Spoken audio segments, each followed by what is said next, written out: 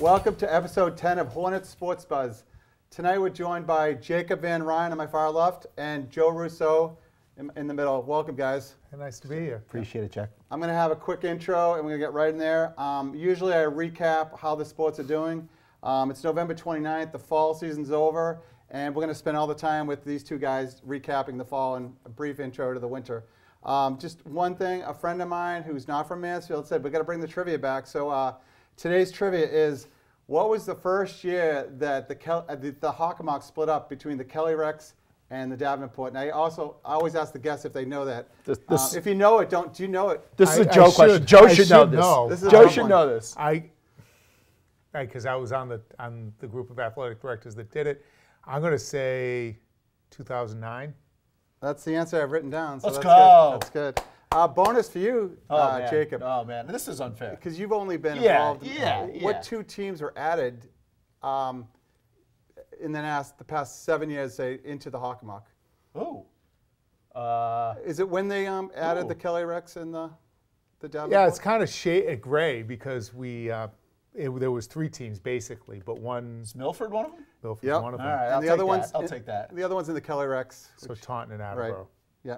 Oh, that's right. Yeah, that's good. Okay. So they've always been there since I've been here. So if you played along at home, I'm sure you got them right. So definitely did better than we did. Yeah.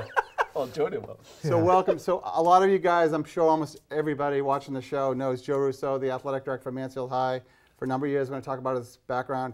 Jacob VanRyn, he's volunteer assistant coach for the hoop team, right? Yeah, I get a stipend now, so I can't say I'm a volunteer. Yeah. But I started out as a volunteer, but worked my way up the ladder. But I've been with the program now for a handful of years. Yeah.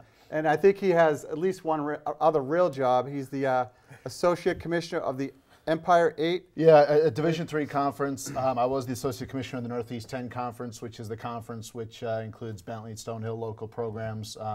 Recently took a job at the Empire 8 Conference Division III, based primarily in New York, and just a different opportunity. Long term, excited for some things some doors that'll open up for me potentially, and it's a good change, and it's afforded me an opportunity to do a handful of things. And for me personally, the ability to work from home, the ability to coach more, less travel, and to broadcast more is a big part of that decision. That's great. And I looked at, you're all over social media. In fact, that's part of your job, which we'll get into. But name a few of the schools, like you said, the Northeast 10, we're familiar with them, but they're all in New York, right? Yep, Elmira, Hartwick, Nazareth, St. John Fisher, Houghton. Stevens is based in New Jersey. It's actually a 9-team league. I worked for the Northeast 10, which was 15 members. Now I work for the Empire 8, which is 9 members, which is probably the answer to a weird trivia question of the two leagues that have numbers associated that don't actually have the number of schools in them. Well, how about the Big Ten? Yeah, well, and the Pac-12 finally went from that. Yeah. That's right. Yeah, so all New York-based schools, Sage, outside of Albany, where I originally grew up. So, yeah, that's Alfred. I think that we hit all 9 of them. If we didn't, Elmira, Utica, et cetera, et cetera. So all privates. Division III athletics, just a different space for me. Okay, great. We're going to get more into that, and we'll talk to Joe and Jacob, and somehow either they're going to do it, or I'm going to try to magically intertwine how the high school and the college experience overlap. But Joe, if you don't mind, can you tell us a little bit of a background? Like either you could say how long you've been at Mansfield, or kind of, where you went to high school, where'd you go to college, et cetera. All right, so I grew up in Holliston, Mass. Went to Bridgewater State. Now it's university. Back then it was college. Mm-hmm. Graduated college in the spring of '86. You don't have to say years, but and then I started teaching in Mansfield in the fall of '86. So I've been here 30 plus years, and in that time I was a phys ed teacher, coached a lot of different sports, primarily football and track, and then had an opportunity to become a department chair and do some administrative work. And then when the opportunity came when the athletic director's position was available, and I was approached, I took that as well. That's good. So did you say you did coach football for a while? Yeah. At Mansfield? At Mansfield. Okay. Yeah. So Coach Redding stole your job? Yeah. I'd say I probably maybe hindered his job at times. That's good. So, and again, we can get into lots of things, but can you just say, this is a tough one, but how has the athletic director position changed? Because, I went to high school a long time ago, and I saw what the athletic did just as a student athlete, but, with technology now, or just say the last 5 to 10 years, has it made your job easier, or? I guess for every convenience, there's an inconvenience, right? So what used to be more phone calls and contact is now done with emails. So that's a good thing and a bad thing. You can get bogged down in that. So that's, I think, the biggest change. But I think the upside to a lot of it is everything's web-based now. Scheduling's web-based. Everything we do. So getting the schedule out, building a schedule. So that's basically the biggest thing is just the technology. Yeah. So like, just say we just finished the fall season, which started early September, late August. When would you or the fellow athletic directors start to build the schedule for the fall? It's done for fall 19. So basically, I was thinking, okay, wow. So right now, our last AD's meeting, we went through the schedules, and some of them are 2-year based, some of them are 4-year based. So sometimes it sounds like a lot of work, but it isn't. Yeah. Once the basic schedule's done, then you just flip home and away and make sure that the men's schedule works off the women's schedule. But our last AD's meeting, we finalized the basic league schedule for all the fall sports for 19. And then what we'll start doing now is we'll do one more review of it, and then I'll give it to the coaches, and they'll start building their non-league schedules. That's great. That's great. And Jacob, do you get involved? I know your job. I guess let me ask you this way: if you could describe for our viewing audience, and I know every day is different, but either a typical day or a typical week, because I think you interact with Joe a little bit, but like as a commissioner, it's not like the commissioner in the NFL. It's basically my title of associate commissioner. I'm in charge of sport oversight. We sponsor 24 sports currently in the Empire 8. So sport oversight, everything that comes with that, from scheduling to managing of championships. So a typical day for me is not typical. But also in terms of communications and marketing and branding of the conference itself and its membership. So certainly similar to Joe, I create all the schedules, and that's a thankless task.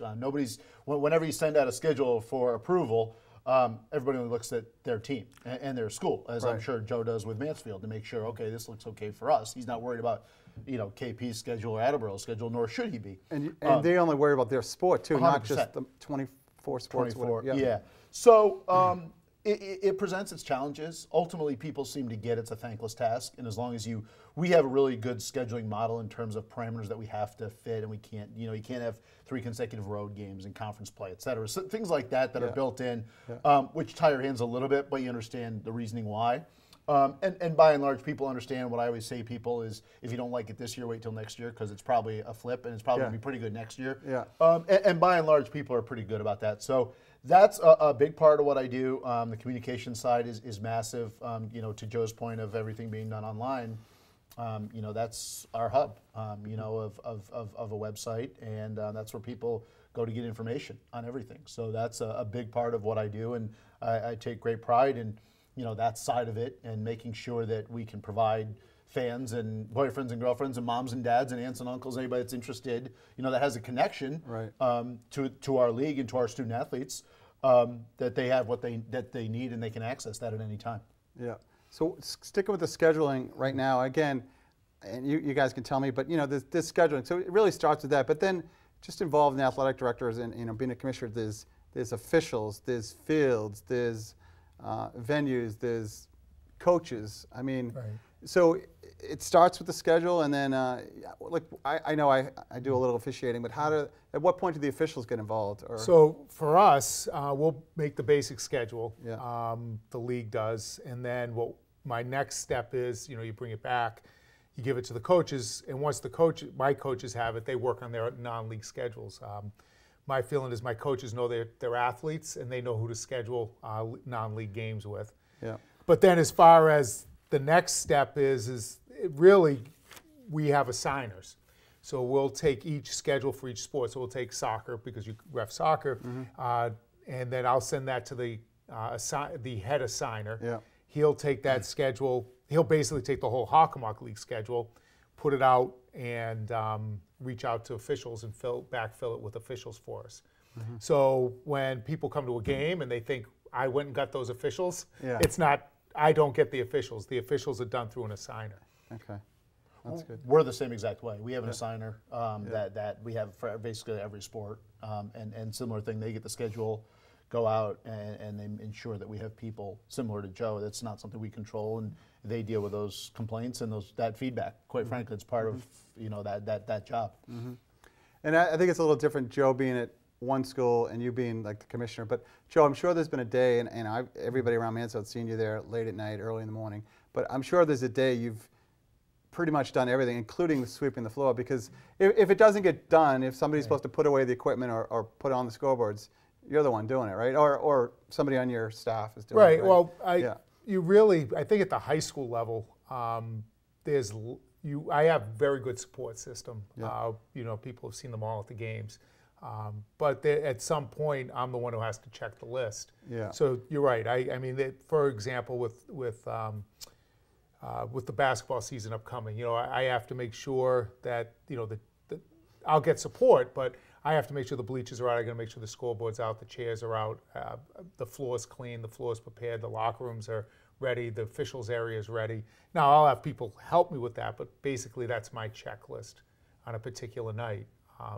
And I'm in, and then when the last game, and then I'm there. For me, I'm there till the opposing team leaves on the bus, and then just to make sure that if their AD were to call or anything, I'd know that they were on the bus on their way home. Yep. And he's not going to say it, but Joe does a good job with that. There are people that delegate a lot of that responsibility. Joe's out there with a mop.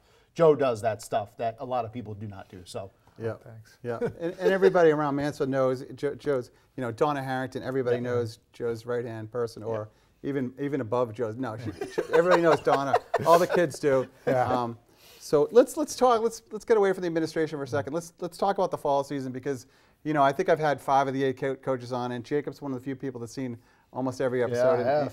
Yeah, Joe's had them on. So, interesting. I had a little time today, and I went through the standings, and you know that, but I gave 1 just for the Kelly Rex first, 1 point for first place, 2 for second, etc. And surprisingly, Franklin on average finished slightly better. If you did an average, we averaged second place in the 8 sports. It really surprised me. Franklin was just below. They were like 1.9. Yeah. If you had you might have known. If you had a guess, would you say? Well, I do keep. I do keep track of that. I mean, the league keeps track of that. Do they? Do they have an official mechanism or something? We do. It's actually the Val Moscato Award. That's one of the banners up in the gym. And when you have there's a very similar to what you did, Jack. There's a point system. 10 to 2. 10 points for first, down, and they add up the points each season, and each season, and then we're ranked. A Kelly Rex side and a Davenport side. And then at the end of the year, whoever's first on the Kelly Rex side and whoever's first on the Davenport side, we then match up our schedules head to head. Oh, that's great. So if we win the standings for the school year, and say North Attleboro wins, Kurt and I, the athletic director, will call and go through each sport, and whoever won the most games head to head wins the Val Moscato Award. That's great. So I'm sure my system's a little bit, but I didn't use the weighting system. So as you know, out of the 8 sports, first place football, boys soccer, girls cross country. And then on top of that, and again, the football team, Jacob, you're a fan of all sports. They lost in the Division I South Finals. The soccer team lost in the second round. Boys, the girls made it to the semifinals. Right. And the girls cross team won the Hockomock League meet, which is something different. That not every sport can compete like at a league level. And well, they won both, so they won the league and the Hockomock League meet. And there's no extra credits in the Val Moscato system. No. And the boys golf team won the Hawk League meet. So they won the league meet, and we had the medalists. We had the best overall individual. Yep. Nate Morial. Yes. Yep. And then actually when you go through it all, boys cross country came in second in the league meet, but came in 4th in the state at the state meet.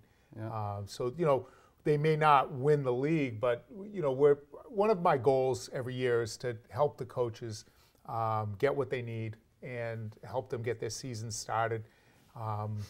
And one of my personal goals is to help each coach try to get into the state tournament. So this fall we had a great run.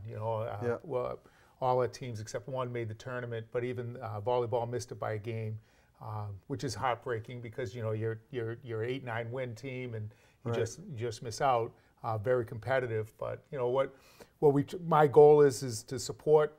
One of my goals is to support every team, help the coaches with right from the beginning with scheduling and then equipment and then facility, and making sure everything's in line. So when the season starts, they have a shot.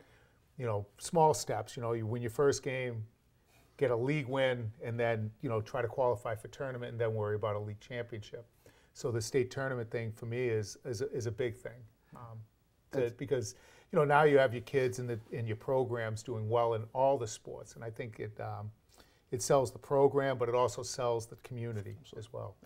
Absolutely. And at the end of the year, those of you who've had kids go through the program, when they get to be seniors, is an unbelievable senior award night that Joe and Donna Harrington and their staff put together, and it's they talk about all the sports they did all 4 years, and the awards they've won and the league championships. It's impressive. And I mentioned to you, I think, or I thought of, we heard what you do during the course of a day or a week, but it's a lot of work. But if you're the, I won't say any team in the Hawk, if you're a less than successful program than Mansfield, you're still doing all those things. Right. But it's nice that Mansfield, we've been successful for the past 5, 10, 15 years overall. Yeah, I mean, we've been on I'd say, really, I took over in 2008, and since 2008, we've been really, things have been very good. But even before that, when, back in the early 2000s, you could start seeing this coming. Margaret Connolly did a great job. My predecessor, hiring some outstanding people that are still in place, that had a great vision, and what I've basically done is just caretake what she put in place and continue to move it forward. It's great. It's great. So I try to segue these things. So Jacob, you talked a little bit about your background. Your job now, you say you could do it virtual or remote or at home. Yep. But how did you how did you end up at Mansfield? Because, and I want to tie this into Coach Vaughn and the basketball program, but you could work anywhere, right? Well, I don't know if Joe even knows this. It's funny, when I transitioned jobs, I sent myself a bunch of emails that I kept from files and whatnot, so you don't lose that stuff when you change your email address and stuff. And I found an email. When I moved here 8 years ago now. I coached. I'm originally from upstate New York, outside of the Albany area. Coached for 10 years up there, just with a buddy of mine that I played high school with, and he got a JV job, and he said, "You want to help out?" And we were 22, 23 years old, and I said, "Yeah, why not?"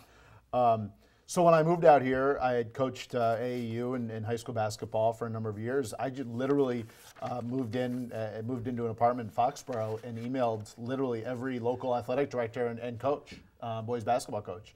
Joe was, I think, one of two that got back to me, and Joe said, I don't know, but Coach Vaughn is the basketball coach, and here's his information. I met with Coach Vaughn, and the rest is history. I feel really lucky, obviously, to work with his staff in this department, this school. To Joe's credit, there is a real sense of pride around this department, around the school, that the success of the athletic department, it really hangs its hat on. It's really great it's really special to be a part of. I met with Coach Vaughn, and that's it. I mean, I really sort of dumbfounded, sort of fell into this. It could have been Foxborough, it could have been KP, it could have been anywhere. Yeah. I reached out to all those places. I feel very lucky to be here. I mean, my now wife and I live 2 miles away from the school. It's become our home. And we wanted to live here. We chose Mansfield because of all these things, and the community and the support. The school is a massive part of that, quite frankly. Mm-hmm. So that was just sort of happened. And I'm thrilled to be a part of the basketball program. I'm extremely proud of the success that we've had. And capping it off last year with the state title was simply remarkable. I've coached for 18 years. This is my 19th year coaching in some capacity. And to experience that was really special. Yep. And at the end of the show, I always ask my guests if they'll come back on. So you'll come back on with Coach Vaughn. Yep. At some point during the basketball season. Yeah, right? I won't say as much. I'll let him drive that bus, but I'll be glad. Absolutely. Yeah. So after you were in touch with Coach Vaughn, you moved out of Foxborough pretty quickly, right? Well, we we stayed there. We moved into a duplex, and now we have our house. So but Mansfield when we moved into our house, we looked around. But Mansfield, we have a young son, and we believe in the school system and the athletic department and the way this community supports. I mean, from my side of thing, being a volunteer and now like the third, assistant coach in the program, the way this community comes out and supports, I mean, people, Jack, you're a great example. We don't have much in common. We've grown to develop this friendship and this relationship because of that. And that's a great example of that. You see people at games and they don't have a son or daughter involved in the program at all, but they're a Mansfield or they played or they know somebody and they want to come out and support these kids. And that stuff is really special. Oh, that's great. That's great. So I think it's interesting how you're at the college perspective, have a big job in the high school. So I was going to ask you this, but how do you see, do you get involved with, the kids, the athletes themselves? How much do you get involved with the athletes? Because, you have an administrative job, you're in contact with the athletic directors. Quite frankly, it's very, I say all the time, it's really unique working in my capacity because I work remotely, I work from home, and what I do, I work for ultimately the student athletes on a daily basis. I don't get to see them. So my favorite time of year, while it's undoubtedly my busiest time of year, are our championship seasons. So we just got through fall championship season at the college level, similar to, at the high school level, which is still going on with some of the football stuff and whatnot.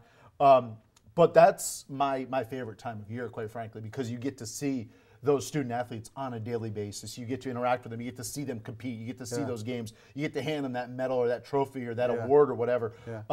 Do I spend a ton of time? I work with, a lot of the student athlete advisory committees on each campus, so I get to interact with them in that capacity. I don't spend a ton of time, coaches at the college level, they spend, practice and film and all that stuff with them. But I try to spend as much time as I possibly can because that's really why I do what I do. Yeah. And Joe, at your level, and I know like you have a busy job, but do you get involved? I think your main, what's the word? Client is the coaches, right? You're trying to serve them, but the student athletes, do you get involved with students directly and/or the parents? Is it mostly with the coaches that you deal with, and you let the coaches own their own team, or how does it work? So, the way I look at my day is, I come in and I make sure everything's organized for the day, structurally, and then I try to get and talk to coaches as much as I can, see what they need. So really, my major focus and contact is with the coaches, and then the school administration filling them in on what's going on with the teams and all the good stuff that's going on. And then as far as the athletes, that's one of the things that I've always tried to do.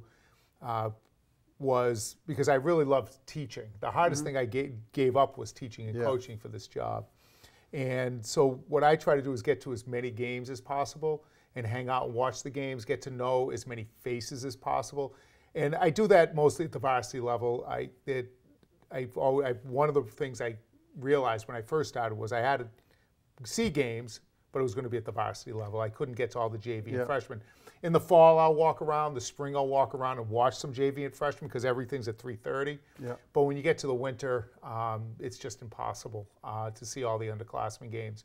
So a lot of contact with the coaches. But as far as that, I try to go to, when I'm at the varsity games, I try to watch the athletes, get to know the athletes' faces, get to know who they are as best I can. And then if I see them in school, in the hall, I'll say, hey, nice game, or I'll try to read Hockomock Sports a lot, and the Sun Chronicle. Try to plug that. Shameless plug. Yeah, but by reading that, I get to know how the kids are doing. So if I see them in the hallway, I really try to make that connection with them, and let them know that I see them. The other thing I work with is a little bit with the captain's leadership stuff within the league, or like Tim Selman and Mark D's taking a group to the MIA. We try to be involved in that. And then as far as the parents, they're very supportive in Mansfield. And when I've had to speak to a parent, or a parent comes up and wants to talk to me, it's usually more so about not what's going on as far as playing time or anything. It's more of a concern over structure. Why communication pieces. Why aren't I having communication? How can we get better communication? And then the other time, the other conversations, to the most part, are I just don't feel like the skill level or the skill development's good enough.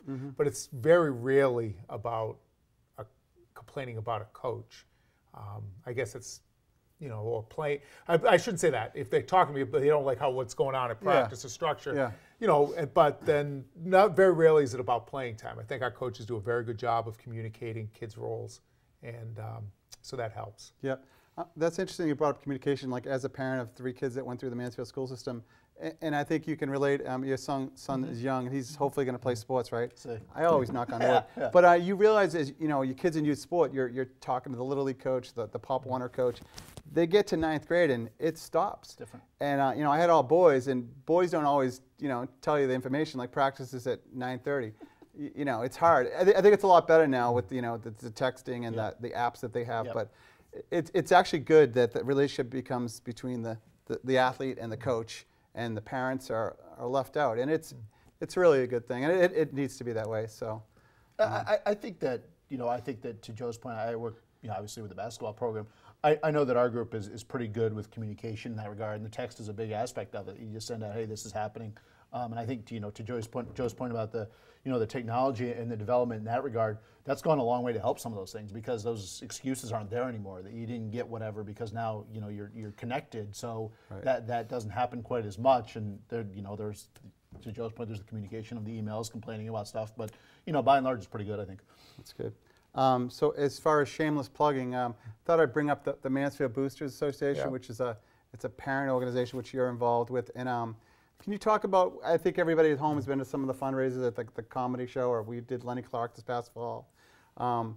The big projects, the weight room, and then what do you see coming down the pike? All right, so the weight room's wrapped up, and it came out wonderful. If you're at a basketball game, you want to see it. It's open during the games. Yeah, they can sneak in and take a look. Don't go back there while we're playing. You can go during the girls' games. Stay out of the locker room. Yes, that's all right. Yeah, that's true. But it's really a great facility now. You know, we're up to 6 squat racks. We have exercise bikes in there. And the other thing that we've developed is a relationship with Marathon Physical Therapy. So we contract with Marathon Physical Therapy, our athletic trainers. And most people would probably know Lauren at this point. And then when we were working with Lauren and Marathon, we hired some of their strength and conditioning coaches through them. So they're in there with the kids working out. We have coaches that also do it as well. So we have that weight room's really utilized. And the fact that the boosters did such a wonderful job helping and spearheading getting the weight room done and helping us fundraise, and the people in the town that donated. It's a great use. It's also used for phys ed classes. So it's pretty much used 7 a.m. to 8 p.m. every day. So that was a great fundraiser. The next one we've been working on is a trophy case. And the reason why we need a trophy case, we have more trophies than we can put out. That's a good problem to have. And it is a wonderful thing. And we've been rotating trophies, most recent pulling some out. So I'm going to work with the Boosters, President Roberta Sullivan, and in the school district, and come up with a plan of action to build or put in some sort of trophy case the length of the wall right after the gym door, down to the other gym door. So it'll be in the middle there, and try to lay them out with, you know, to get our state championship ones out, and our sectional championships, as well as all our league championship.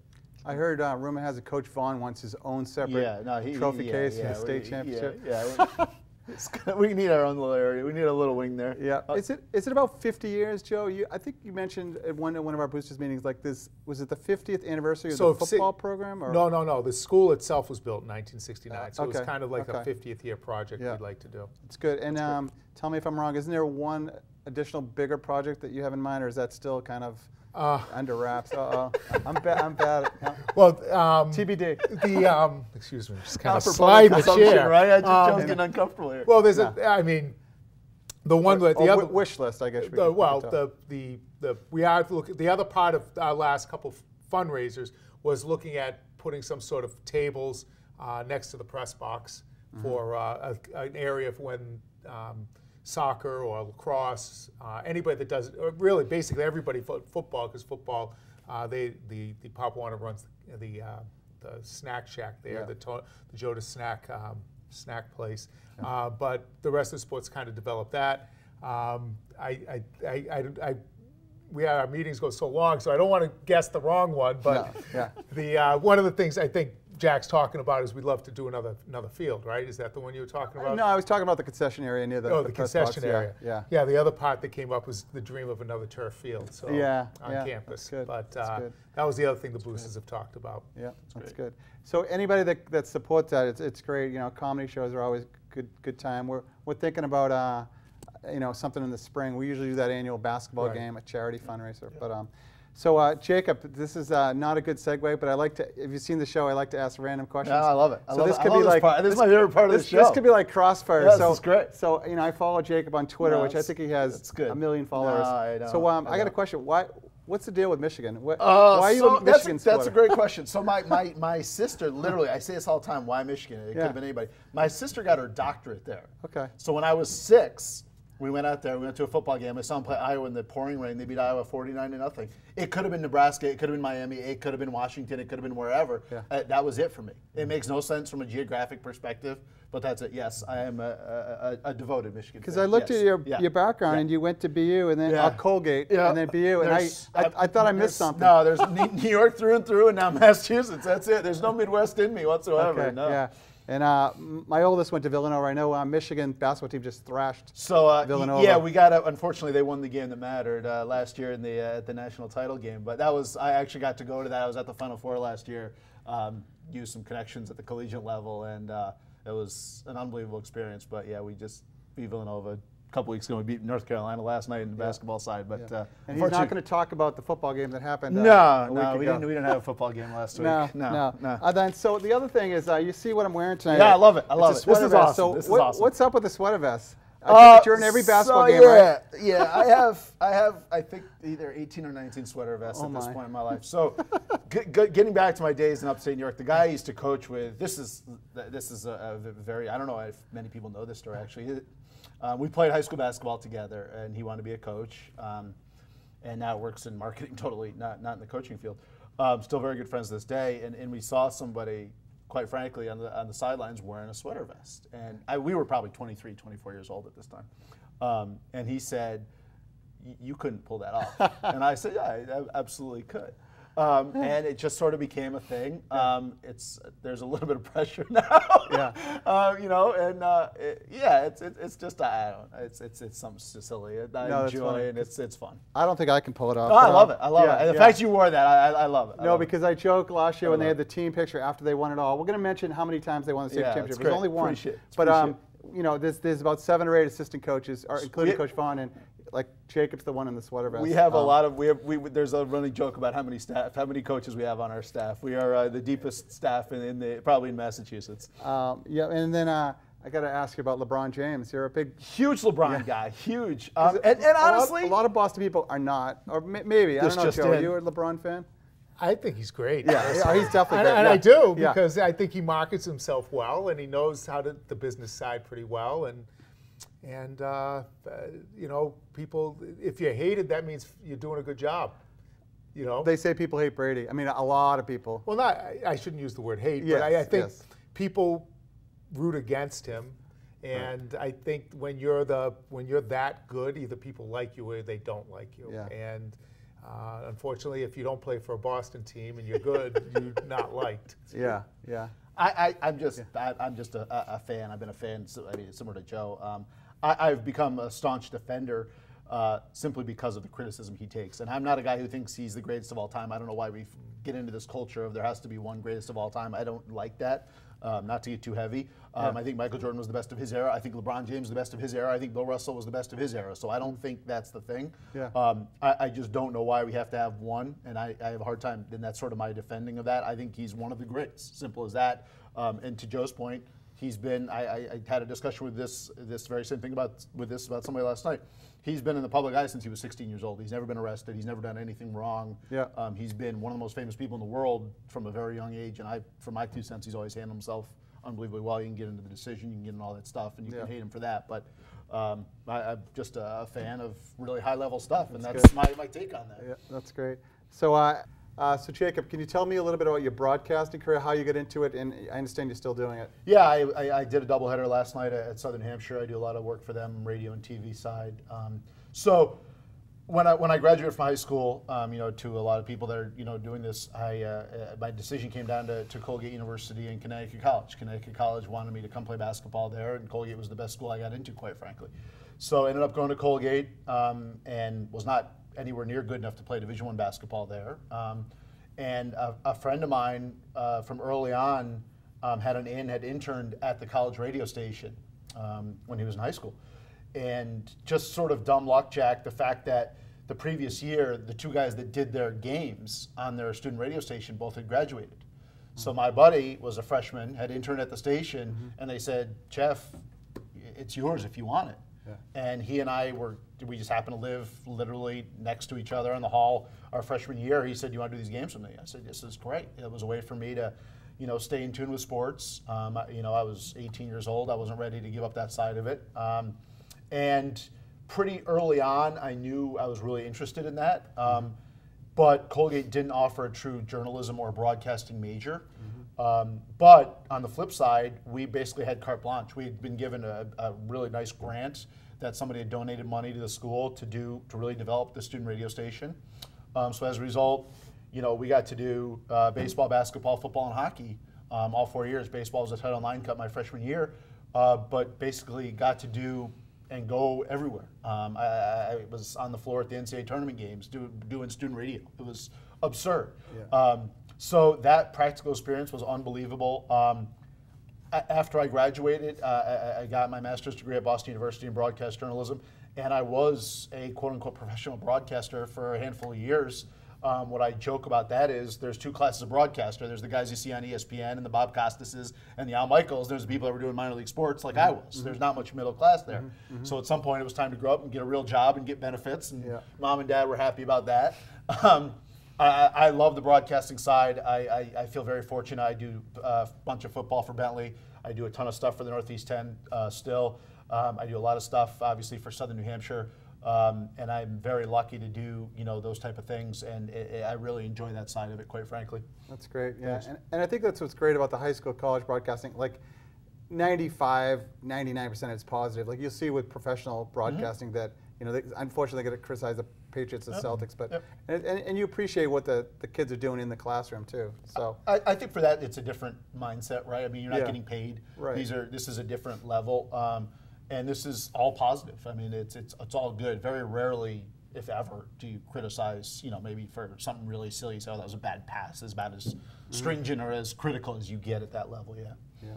Yeah. So Joe, and again, I'm not good at segues, but I do want to ask this. Like Mansfield, and I don't know if actually Jacob, you can answer this. You've been here for 8 years. Yeah. So Mansfield's a great town. 22,000 people. I'm going to ask the question. You can answer it. Like, why is Mansfield so successful? Successful at the high school level, really, that's the way you define success. Right. You want them to be good kids, good role models, the coaches. But I think Mansfield has the facilities, the coaches. I mean, what do you think? Is there something in the air? Is there something you've seen that sets Mansfield apart? Is it dumb luck or what? I think things are generational. We're in a good place now. Okay. But beyond that, but. To just say it's that is wrong. Okay. I think that I think if you look at it, we'll use, because it's winter, we'll use basketball. If you ask either Mike Redding, Mike Vaughn, what's going on in their program, they could more often than not tell you who's in, they'll talk about their seniors, they'll talk about their juniors, their sophomores, their freshmen, and if you really have enough time to talk to them, they're going to talk about 8, 7, 6. They're gonna know what's coming, so they take a vested interest. One of the things I think that makes us successful is it's very similar to a curriculum model, right? So if you're good school systems based on a good curriculum K through 12, our coaches look at what they do on their sport, probably grade 3 to 12, and they run their summer camps, they run these different things. So it starts in the summer. Coach Redding, Coach Vaughn have always had camps. They get to know the young kids, even if it's just high-fiving, having the varsity athletes running the camps, getting to know the kids. The younger kids in town come to a basketball game, both boys and girls. They look at those athletes like they're professional athletes. They aspire to be an athlete at Mansfield High School.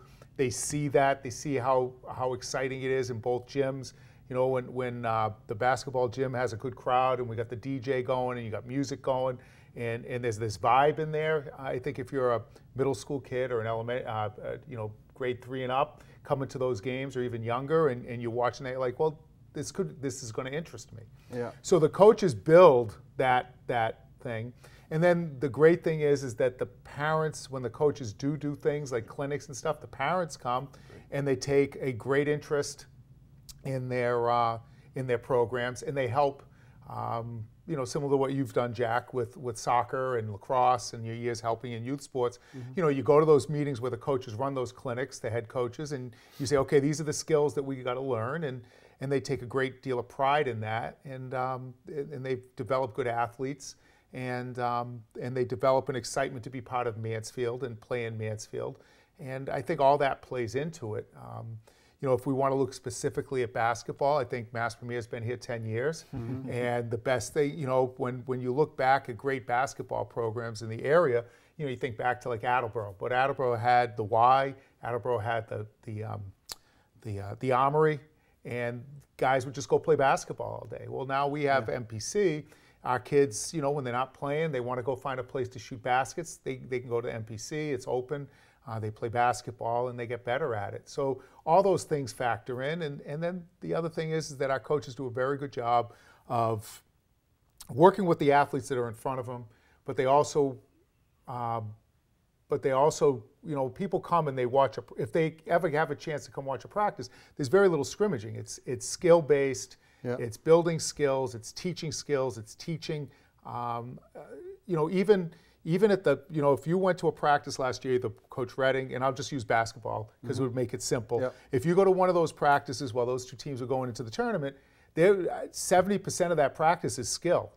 And then another 15%, I would say, would be breaking things into small segments and then scrimmaging. And there's constant teaching, constant preparation for situations. You know, our kids, our athletes, and this will pertain to all sports, when they get on the field, they have a very good idea what's going to happen in front of them. They've been taught, every one of our coaches, and I think that's a part of it. So there's really 3 things that are going on. The great support from the parents, the great teachings by our coach, the developing of a system that's grade 3 and up, we'll say, because kids are still trying to figure things out, kindergarten 1 and 2. And then the parents, again, helping the head coaches, and that vision of all working together, and the kids coming to games and seeing success and saying, I'm going to go to Mansfield and I want to play and I'm going to be successful. That's great. It sounds like I asked you that question. You had that answer, man. I think well, it's you really thought about it, and you know the formula that's working for you. And it's a program thing, right? Yeah. I mean, I think that's what that's and you've done a great job of cultivating that. And you've been a terrific supporter of the people you've put in place. I mean, we don't have successful years. We have successful programs. You can catch lightning in a bottle with a great class of kids and just have great, but you know, to Coach Redding and Coach Vaughn and all the successful coaches, you know, at Mansfield, you know, it's a program thing that you've cultivated and developed. Yeah, we're definitely going to have Coach Vaughn back because we mentioned Coach Vaughn and Coach Redding, but just looking at the fall coaches, I mean, football, Coach Redding has been here 18 years. Oh no, I started in the fall of '86. 30. Mike started in the fall of. He just looks like he's only been here for 18 years. Yeah, he looks like he's about 35 years old. That's the thing that's not fair. Yeah. And I had him on, and I think it's, and I'll be wrong, 7 state championships. I'm sure. If he said 7, I know it's 7. But beyond, and I mean that in a positive way because Mike is very on point, and anybody that's played for him or any parent that's had their kid play for him, it's meticulous, it's well run. There's values and those and everything. The Gridiron Club. I mean, and I asked him about his favorite team, but he wouldn't say it. He said he never will. There'll be a time, maybe a time. Yeah. Boys soccer coach Sheridan, I know him pretty well. 2 of my boys played for him. He's been with the program at least 10 years. Yeah, he was one of my first head coach hires. And I'll use Steve, but Kevin Smith. Let's just stay with our fall coaches. Right. All of them spend a lot of time. I'll start seeing Steve. He'll take a little bit of time now after the banquet and kind of relax a little bit, but. Once a week he's in all winter checking in. He'll come watch basketball games, and everybody's around, and they're around. They check in with the kids, and and that's a positive.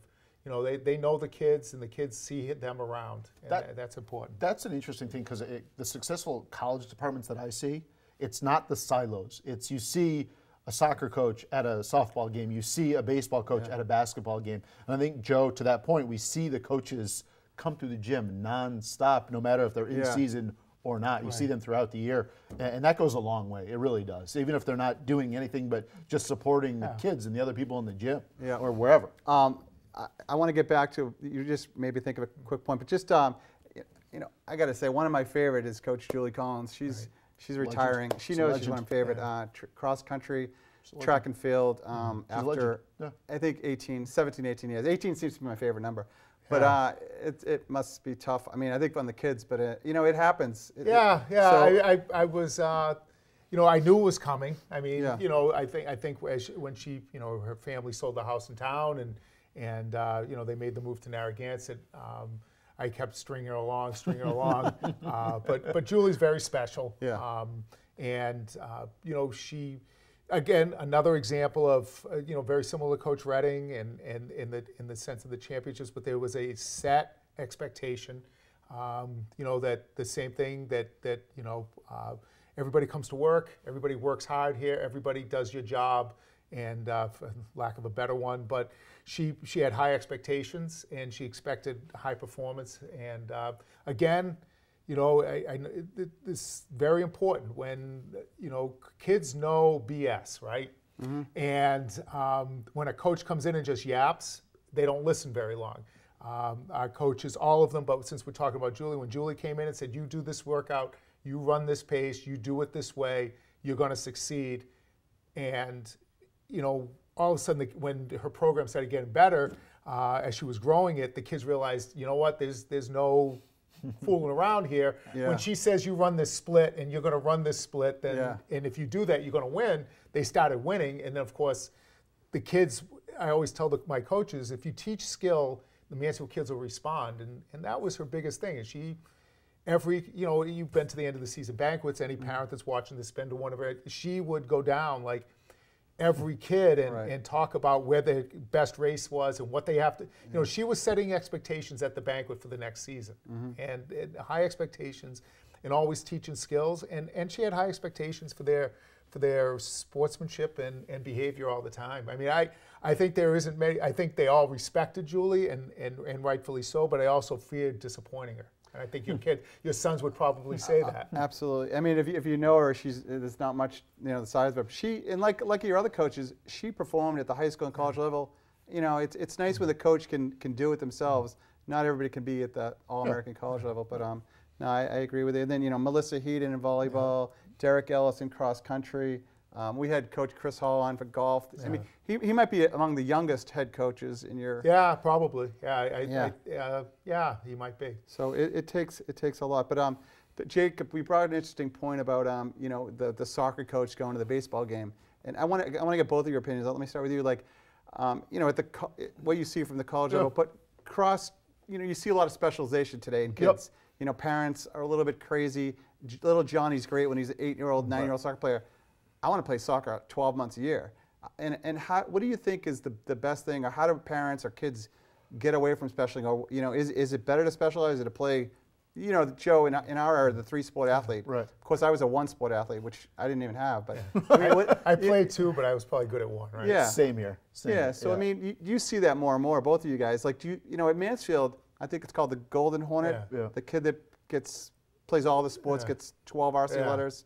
There's few and few of that. And I think first of all, let's be honest, the cost of college is what it is. So a lot of people are thinking bottom line, if my son or daughter can get some scholarship money to play or compete, that's understandable. So I don't want to put people down for that at all. I think it's terrific. And what I was thinking when Joe was talking about the success we have across our programs, Massachusetts is a big prep state in terms of for kids that are high-level athletes. You see a lot of the best basketball players on my side, that coach the sport that I coach with, they prep. They go to prep schools. Mansfield has great athletics across the board. So we're very lucky that we have great basketball players that might prep, but they also want to play football at a high level. So they do that. I think, you know, I'm with you guys. I think it's way healthier to play whatever you can as much as you can. We preach that with the basketball team. We want them, while it might drive us crazy that they get banged up playing football or what soccer or running, whatever, we want them to do other things. We obviously want them to be the best basketball players they can be, but that's healthy. I don't think when you're developing, and I see this at college, I've lived it with friends.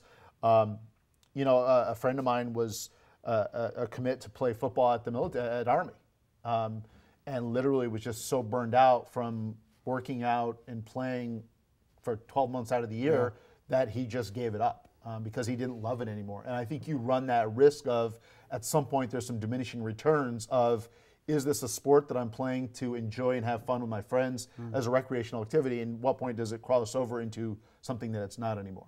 So I think that's a very interesting sort of dichotomy in this era. I hope, you know, my guy's 3. I hope he plays everything. You know, we want him to do everything. We sort of joke that we hope he's a swimmer or like something like that because, you know, to have that experience. So I think it's becoming too common, as we know. But I understand why it's becoming common. It's becoming a little crazy, quite frankly, with some of the stuff that you see and some of the video content that's out there and some of the stuff. But overall, I understand it, and I think that it is, in my opinion, it's healthier to participate in different things and have those different experiences and ultimately have those different social experiences that make you a better person 10, 15, 20 years from now, I think. Yeah, no, thank you. And Joe, just a quick take on you, but, and I always try to get somebody in trouble, but have you seen it over, you guys, you watch the show, but I mean, have you seen, like, behind the scenes, like, coaches kind of fighting, like, you know, Mansfield has a ton of great athletes, but there's some special elite athletes. Have you seen coaches not fighting, but saying, I don't want them to do this sport because, you know. Actually, no. No, that's good. You know, I think. Or her, sorry. No, no. You know, for example, like, you know, if you looked at our boys soccer team this year, there are some club soccer players that have done a great job. But if you look at even further, some of our best soccer players played multiple sports, you know. And if you look at our girls soccer team, it's the same way. If you look at the football team, you're going to see 3 sport athletes. My thing is, I really believe one of the things we have at Mansfield, and I really think helps our program, is how hard we work at building freshman and JV schedules and making sure those schedules get a full complement of games. And I tell, and when we do sign-up meetings, I really stress to the freshmen to try out and try different sports. Now, again, certain sports are harder. I mean, if you're going to play freshman football, freshman soccer, field hockey, we'll just use the fall, there's a lot of slots. You know, you can go to 20, 25 kids, and coaches can work really hard. And with that being said, they should try freshman sports. Now, if you get in the winter, of course, it's a little bit tougher. I mean, there's only 12 basketball slots, but then there's track and stuff, and wrestling. But then if you get into in the spring, there's other freshman sports, and you should try those. You know. And then play 3 sports your freshman year, maybe try to do 3 sports your sophomore year, and then start thinking about, okay, you know what, my academics, my body can only do so much. I'm going to focus on 2 now. I think 2's a good sport. And then the other part of it is socialization. I think back, some of my friends that I made freshman year in high school playing freshman football and stuff are still friends. You create friendships, you learn, and the other upside with freshman football is you only play against freshmen. So you're not going to face someone that's more mature than you or better ahead of you by years. And I think if they try freshman and sophomore year, trying to take advantage of freshman sports, more often than not, I think coaches are going to keep a lot of sophomores, and then see what happens freshman and sophomore year. There's a lot of athletes in this senior class that have performed at a high level, that are going to perform at a high level, that is 3 sport athletes. And it's a good thing to do. It really is. You train different muscles. I think you train, your body gets a break, and you make and you get different coaching, and you get meet different coaches. And I just think it's, and honestly, I think all our coaches really support that. You know, are there going to be kids that want to specialize? You know what? I think that's fine. But I think it should be the exception, not the rule. And I'll just dovetail from the collegiate level, just from that it's proven that student athletes that are in season do better academically, and they're better academically as a whole than the non-student population, the non-student athlete population, excuse me, which is something that you would not expect whatsoever because of the time commitment to play at the collegiate level. But because of that strict schedule, you get into that sort of regimen of, all right, I know I have 2 hours to get my homework done, as opposed to, all right, I'm done at 2 o'clock, I can get it done, until 10 o'clock, I can, watch TV, I can play video games for a couple hours. No, they know I have 2 hours of practice, I'm going to eat dinner, et cetera, et cetera. You get into that sort of that regimented mindset. I think it's much healthier going forward, and it certainly helps at the collegiate level, where the academic profile of student athletes is much higher than the general student population. Yeah, that's interesting, and I'm sure there's multiple studies because time management is a key. We're going to wrap it up. There's no great way to end this. I mean, Jacob has to go to basketball practice. He's going to have to run the 2-minute drill tonight. Yeah, I can't make that. That's for sure. That's for sure. I'm like one of the many guys on our team. I'm not making that right now. Yeah, and they had tryouts this week, but not. I don't think we talked about many or any individual players in any sports. Hopefully, you'll come back with Coach Vaughn and Joe. He's got a busy schedule. Maybe. Anytime, Jack. Late time, Thanks for coming on. It's my pleasure. Thanks for coming on. And I'm going to put a plug in for Jack. Agreed. Over the last 8 years, we've had Cooney's come through. Yeah. And but they're all good athletes, multiple sport athletes. But very supportive. Yeah. Jack was always very supportive. I mean, I think what makes Mansfield special. So Jack would do the announcing at a track meet, and a track meet can be a track meet, but nobody knows what's happening. No one really knows. And Jack, it's like a 3-ring circus. It is. And just Jack announcing who won the shot put, who won the discus. Announcing what events on the track. Jack would take the time to even acknowledge visiting athletes and who they were, and I think everybody enjoyed that. And again, that's breeds success. Kids come to a track meet and they say, "Oh, there's an announcer," and then Jack, obviously you're supporting all the sports that the kids played, and then now doing this to sell and not sell, but Mansfield Athletics is a brand, and doing this gets the information to the parents and how good it is. Couldn't agree more. Well said, Joe. Thanks, Joe. I wasn't expecting that. I appreciate it. So my last comment is this bell. No, I really do appreciate both of you. It's the 10th show, as I said, so I'm going to ring the bell. Go. Jack O'Neill promised me a big bonus, so if you see me. If you see me driving around a car and he shut off the light. Yeah, you got to 10? Is that the thing? That was the over-under? Yeah, when you get to 10? I'll have a nicer car if you see me around town. But good night. We'll see you next time. And good luck to the winter athletes. Thank you.